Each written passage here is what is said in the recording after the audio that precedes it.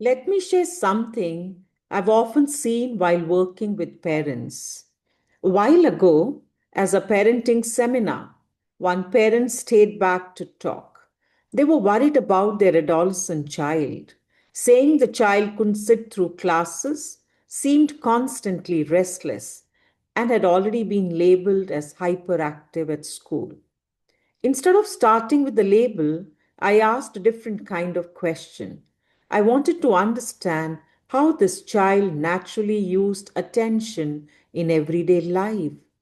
We had access to a brain mapping and biometric analysis based on dermatoglyphics.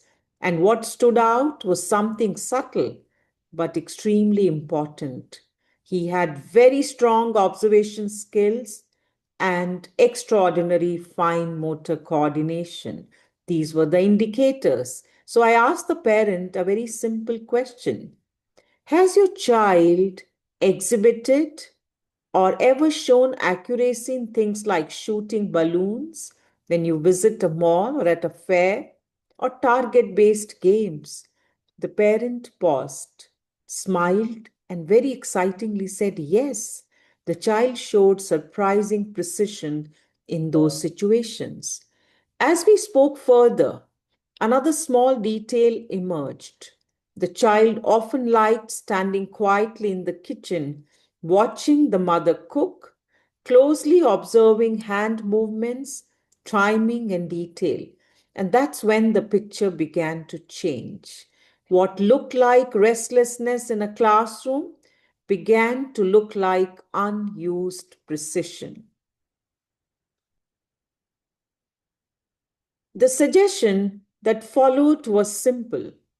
Instead of trying to make the child fit a space that demanded constant sitting and listening, the parents were encouraged to explore environments where focus, stillness, and hand eye coordination were natural strengths.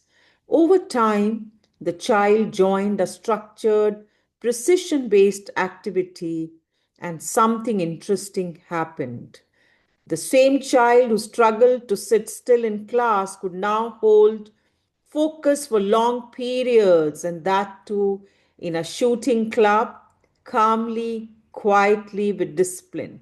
Much later, I was pleasantly surprised to see this child featured in the newspaper, in the shooting club, in the shooting competition, and recognized for excellence at the national level.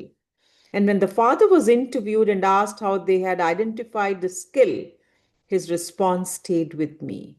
He spoke about noticing tendencies early, asking the right questions, and choosing the right environment instead of forcing correction.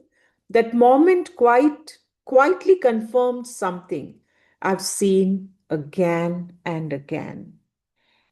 The story is not about achievement, it is about recognition. When we learn to recognize inner architecture, we stop fixing people and start aligning them with who they are built to be.